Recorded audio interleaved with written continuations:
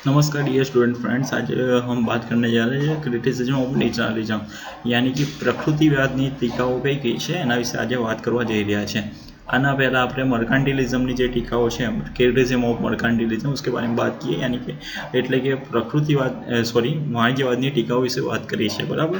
હવે પ્રકૃતિવાદની ટીકાઓ કઈ કઈ જોઈએ આપણે તો સૌથી પહેલાં પ્રકૃતિવાદીઓ એમ માનતા હતા કે પ્રકૃતિવાદ વાણિજ્યવાદની સામે પ્રકૃતિવાદ એ શું છે તો કે ફ્રેન્ચનો લોકોનો બળવો છે। વાણિજ્યવાદની સામે પ્રકૃતિવાદ ફ્રેન્ચ લોકોનો બળવો છે। તે એ હતો કે આ દ્રષ્ટિબિંદુથી આપણે પ્રકૃતિવાદના આર્થિક વિચારોને ન્યાય કરવો પડશે। કેવો બળવો હતો કે ભાઈ આપણે પ્રકૃતિવાદના દ્રષ્ટિબિંદુથી આપણે શું કરવાનું છે, પ્રકૃતિવાદના આર્થિક વિચારો જે પ્રકૃતિને લગતા જે ઇકોનોમિક થ્રોટ છે એને શું કરવાનું છે, જસ્ટિસ કરવાનું છે, બરાબર ને, એને न्याय આપવાનો છે। क्या है ये कि भाई वाणिज्यवाद जो था उसके सामने में जो नेचुरलिज्म था, मर्कांटिलिज्म था, उसके सामने नेचुरलिज्म क्या है कि फ्रांस जो है उसके कुछ ऐसे एक ग्रुप थे, कुछ ऐसे पब्लिक का ग्रुप था जिन्होंने उनके सामने मूवमेंट किया, आंदोलन किया। और उसका उनका आंदोलन क्या था कि भाई जो मर्कांटिलिज्म के ट्रॉट थे उसके सामने जो नेचुरलिज्म है उसके इकोनॉमिकल ट्रॉट को जस्टिस देना है, ठीक है, उसको न्याय देना है, बराबर। उसके बाद सेकंड पॉइंट है कि જ્યારે વાણિજ્યવાદીઓએ સોનાની વાત કરતા હતા ત્યારે પ્રકૃતિવાદીઓએ કાચા ઉત્પાદનના સ્વરૂપમાં वास्तविक संपत्ति ऊपर भार આપે છે, बराबर। यानी ये दोनों भी कुछ ना कुछ चीज की बात कर रहे हैं। प्रकृतिवाद किसकी बात कर रहे थे, गोल्ड की बात कर रहे थे, सॉरी मर्कांटिलिस्ट किसकी बात कर रहे थे, गोल्ड की बात कर रहे थे।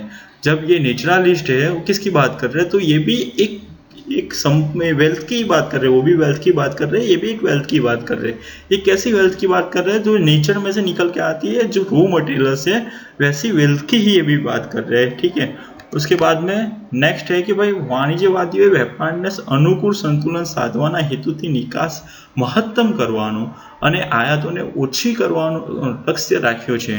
પરંતુ સામાન્ય રીતે પ્રકૃતિવાદીઓ વિદેશ વેપારને દુષ્ટ માનતા હતા, જ્યારે વેપારીઓ વેપાર અને ઉદ્યોગ નિયમનમાં વિશ્વાસ રાખતા। પ્રકૃતિવાદીઓ વેપાર અને ઉદ્યોગની સ્વતંત્રતાનો अभिप्राय आप्यो है।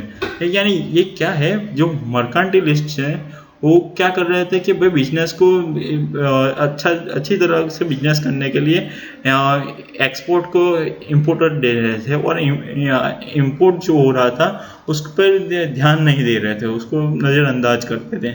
जब जो ये नेचुरलिस्ट है ये तो वो दोनों इंटरनेशनल ट्रेड को ही बुरा मान रहे थे, उनको ही दुष्ट मान रहे थे, यानी बुरा मान रहे थे, ठीक है।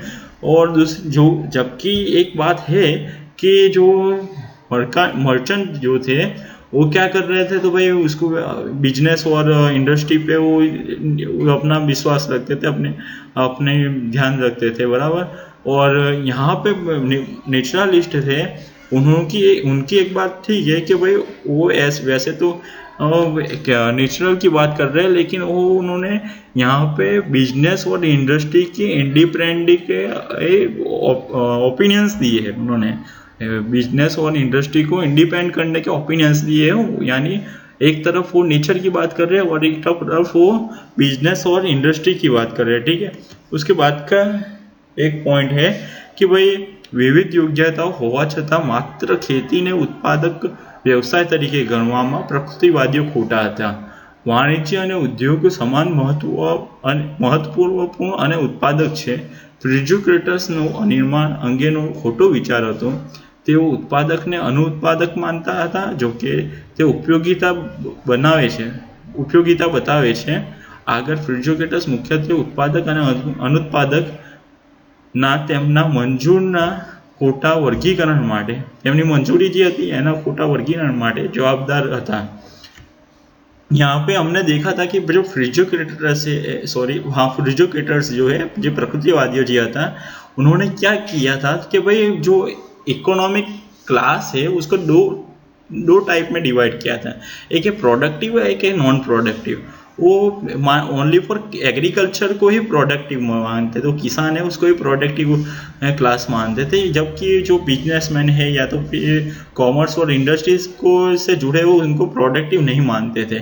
ठीक है, कि जे वाणिज्यवाद प्रकृतिवादी होता है एकमात्र खेती ने उत्पादक वर्ग गणता था, ઉદ્યોગને એને ઉત્પાદક વર્ગ ગણતા નહોતા, જો કે તે લોકો શું કરતા હતા કે ભાઈ એની ઉપયોગિતા तो रजू करता था, उनकी उसकी क्या यूजेस है वो तो बात करते थे ही, और उसको अनयूजुअल अनप्रोडक्टिव क्लास भी मानते थे।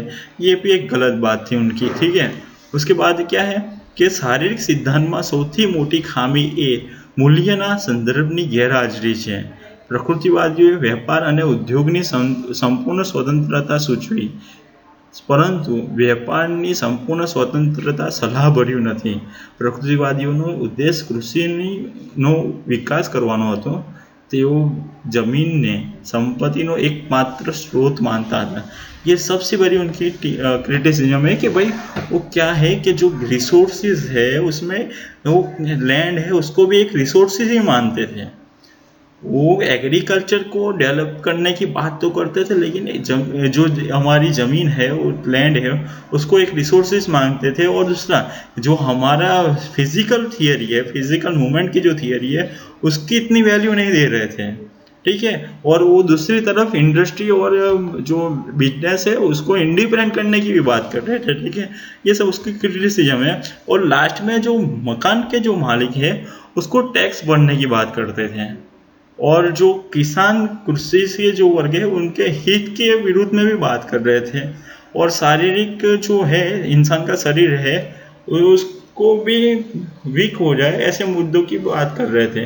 ऐसी थियरी है कि इंसान की शारीरिक प्रणालियों ने સૌથી નબળો મુદ્દો એ છે કે इसकी जो सिस्टम है, सॉरी शारीरिक प्रणाली इंसान की नहीं पर ये पूरी नेचुरलिज्म की सिस्टम है, इसकी सबसे बड़ी वीकनेस है कि इसकी डिस्ट्रीब्यूशन की जो थियरी है, उसकी जो डिस्ट्रीब्यूशन की थियरी है वो इसकी सबसे वीकनेस है। उन्होंने डिस्ट्रीब्यूशन में क्या किया है कि भाई डिस्ट्रीब्यूशन किसके पास ज़्यादा होना चाहिए, क्योंकि एग्रीकल्चर के पास होना चाहिए, वो उनकी सबसे बड़ी खामी है। इस तरह से यहाँ पे 5-6 खामियाँ हैं जिसके इंग्लिश पॉइंट है। यहाँ पे इंग्लिश पॉइंट में से गुजराती पॉइंट्स में ट्रांसलेशन किया है, इसलिए कुछ ऐसे डाउट आए तो एक बार फिर से अपनी तरह से ट्रांसलेशन करके देख लेना, और फिर भी कोई डाउट आए तो मुझे पूछ सकता है। ओके, थैंक यू, आभार।